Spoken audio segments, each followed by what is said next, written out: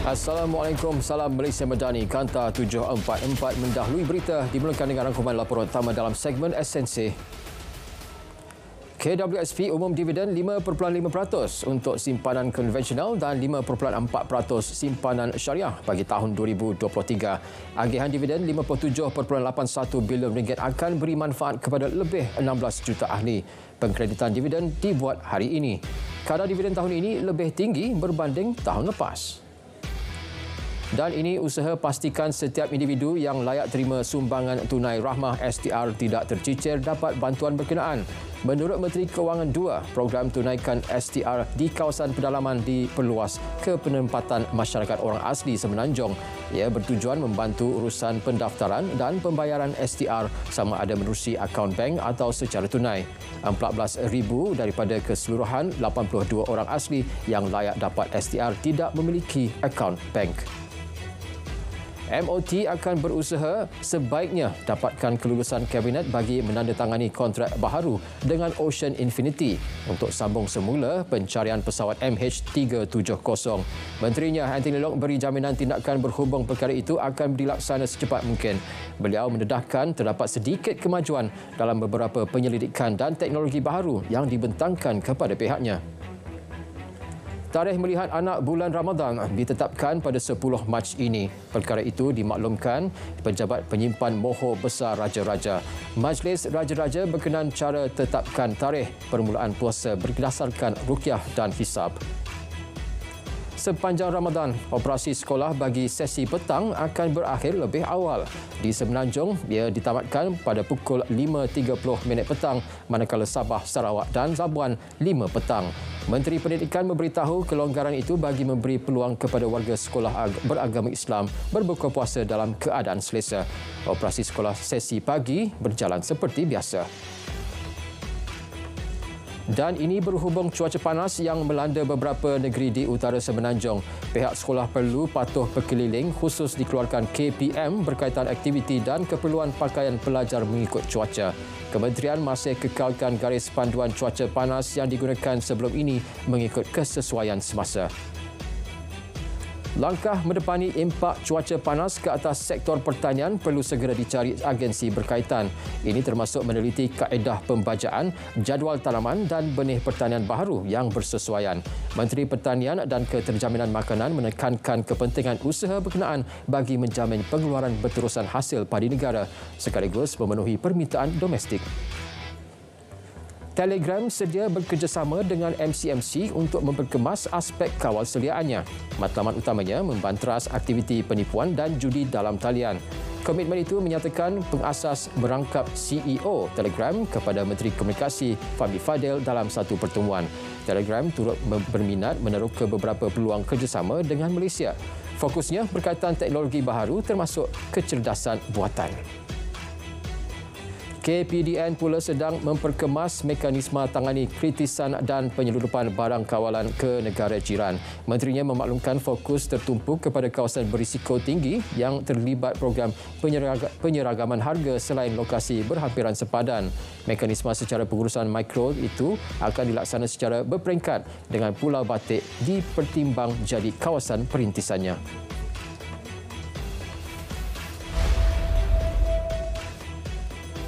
Transaksi pemindahan wang berjumlah RM3.8 bilion ke 43 negara disyaki hasil kegiatan penipuan berjaya dikesan PDRM. Bukit Aman mendedahkan ia dilakukan melalui 15 syarikat perdagangan berdaftar di Malaysia bermula 2021 hingga tahun lepas. Pihaknya kesan trend pendaftaran syarikat dan pembukaan akaun bank atas nama syarikat dipercayai untuk dijadikan akaun keldai. Taktik itu dijadi pilihan kerana transaksi kewangan boleh dilakukan secara lebih kerap dan melibatkan amaun lebih besar. Sementara itu, 6,283 kes jenayah komersial direkodkan sepanjang 2 bulan pertama tahun ini. Nilai kerugiannya lebih RM660 juta.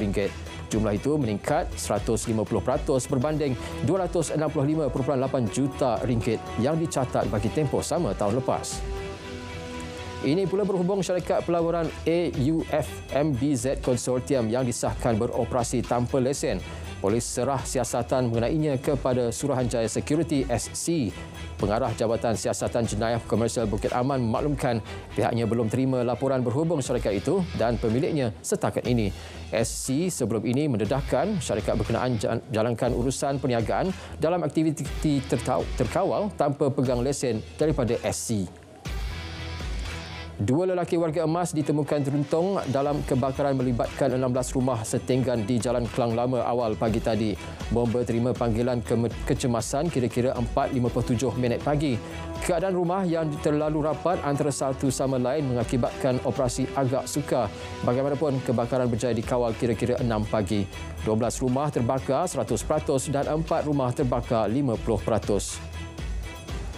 Dua maut selepas dua motosikal bertembung di Tumpat, Kelantan. Hasil siasatan, motosikal ditunggang seorang remaja memotong sebuah kereta dan masuk ke laluan bertentangan sebelum bertembung sebuah lagi motosikal ditunggang warga emas. Menurut polis Tumpat, warga emas terbabit meninggal dunia di tempat kejadian. Remaja berkenaan pula meninggal dunia ketika terima rawatan di hospital. 6 kes sengatan obor-obor berbisa diterima Jabatan Kesihatan Kelantan Jumaat lepas melibatkan kanak-kanak. Pengarahnya memaklumkan 2 kes dikesan di Pantai Melawi dan 4 lagi di Pantai Baru Bacok. Mangsa yang terkena sengatan akan alami kesakitan, bengkak dan gatal-gatal pada tempat sengatan. Tiada antivenom untuk bisa daripada sengatan berkenaan. Rawatan diberikan adalah untuk melegakan gejala. Sebuah syarikat pengeluar produk sarung tangan didenda RM20,000 oleh Mahkamah Session Kulim selepas mengaku salah melepaskan efluen perindustrian melebihi had ke dalam longkang awam tahun lepas. Pengarah JAS Kedah menyatakan syarikat berkenaan didapati melepaskan efluen ke dalam longkang awam pada 23 Mei 2023. Ops Kesan, 24 notis dikeluarkan KPDN hasil pemeriksaan ke atas 1,016 premis bermula 1 Mac lalu. Menteri berkenaan memaklumkan peniaga yang terima notis perlu beri maklum balas dalam tempoh 4 hari kepada kementerian. Ia bagi membolehkan KPDN teliti sama ada pelarasan harga dibuat peniaga selari dan tidak bertentangan dengan Akta Kawalan Harga dan Anti Pencatutan 2011. Peniaga tidak terlibat kenaikan SST diingatkan tidak ambil kesempatan naikkan harga barang untuk kaut untung lebih. KPDN terima aduan berhubung sebuah pasar raya di Selangor naikkan harga air mineral 9.5 liter secara melampau. Harganya mencecah hampir RM24 sedangkan ia biasanya dijual pada harga RM11.90. KPDN akan segera lakukan siasatan. Masyarakat pula merujuk pihak berwajib tidak berdepan kekeliruan berhubung perkara berkaitan agama. Timbalan Menteri di Jabatan Perdana Menteri Hal Ehwal Agama mengakui semakin ramai berminat mendalami ilmu agama. Bagaimanapun, setiap maklumat yang diperoleh terutama menerusi media sosial harus ditapis dan diteliti. Ia bagi mengelak ia tersasar daripada ajaran Islam sebenar. Pembangunan Bandar Baharu Bagan Datuk dijangka siap dalam tempoh 3 hingga 5 tahun lagi. Menurut Timbalan Perdana Menteri Datuk Seri Dr. Ahmad Zahid Hamidi, kerajaan kini dalam proses pengambilan tanah. Bandar baharu itu melibatkan keluasan 155.8 hektar. Projek pembangunan tanaman bawang dijangka diperluas ke Sabah dan Sarawak. Ia bagi menampung permintaan peringkat domestik.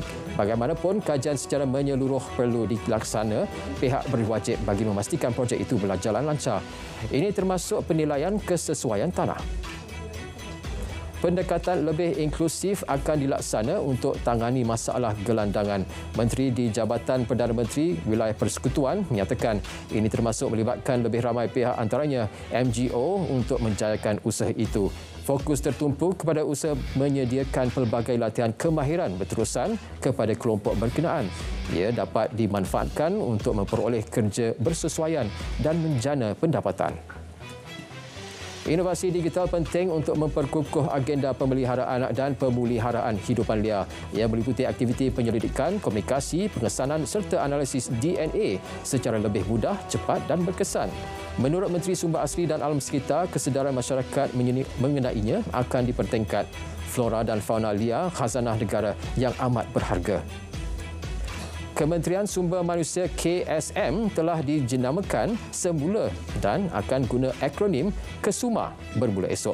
KESUMA dipetik daripada suku kata awal frasa setiap perkataan Kementerian Sumber Manusia. Kesuma merupakan perkataan lama dalam bahasa Melayu yang bererti bunga.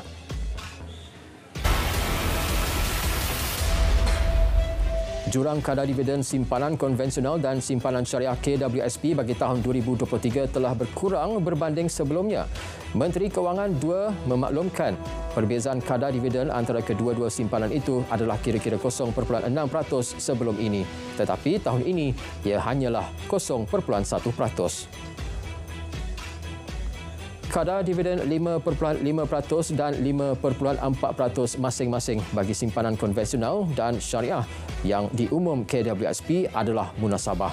Ketua Pakar Ekonomi Bank Muamalat Dr. Muhammad Afzal Nizam Abdul Rashid berpendapat ia selari indikator ekonomi pada masa ini. Dividen yang diumum melebihi kadar inflasi semasa 1.25%. Aset pelaburan KWSP terus tumbuh kukuh dengan merekodkan 1.1 trilion ringgit pada 2023. Ia peningkatan 13% berbanding 1.0 trilion ringgit tahun sebelumnya. Prestasi didorong caruman kasa ringgit hampir 100 bilion ringgit dan pendapatan pelaburan. 62% daripada aset pelaburan KWSP dilabur dalam pasaran domestik. Ia menjana 47% daripada keseluruhan pendapatan pelaburan berjumlah 66.99 bilion ringgit. Sekaligus beri kestabilan kepada keseluruhan pendapatan pelaburan KWSP. Inisiatif kerajaan tingkatkan akses kemudahan pembiayaan kredit mikro kepada usahawan Bumi Putra disambut baik. Agrobank menyatakan dana yang disalur kerajaan beri peluang kepada usahawan untuk bangunkan sektor pertanian secara lestari. Seterusnya, meningkatkan kemampanan ekonomi negara.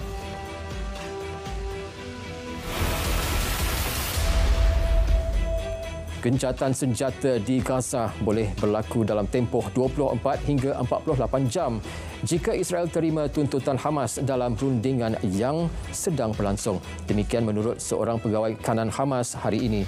Tuntutan termasuk penempatan kembali penduduk Palestin di utara Gaza dan meningkatkan bantuan kemanusiaan. Rundingan dijadual bersambung di Mesir.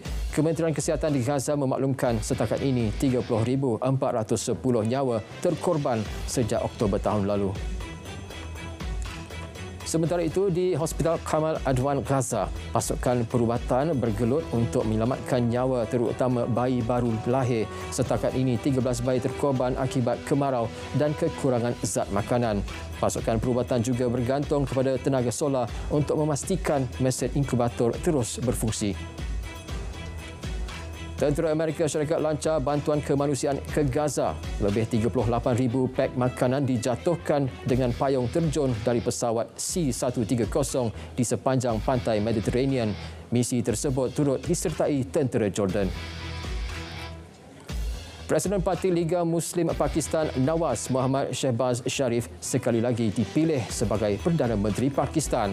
Keputusan dibuat Dewan Rakyat hari ini dengan 201 undi. Manakala seorang lagi calon, Omar Ayub Khan, hanya terima 92 undi. Ahli Parlimen yang baru dilantik mengangkat sumpah pada sidang pertama Parlimen ke-16 pada Khamis lepas.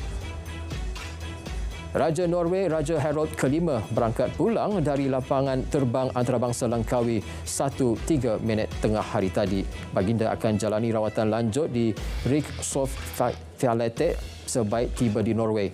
Menurut kenyataan kerabat di Raja Norway, baginda akan bercuti selama 2 minggu. Putera mahkota akan jalankan tugas sebagai pemangku raja. Sekian Kanta 744. Dari Sungai ke Segara, Palestin pasti merdeka. Saya Otto Osman. Salam Malaysia Madani.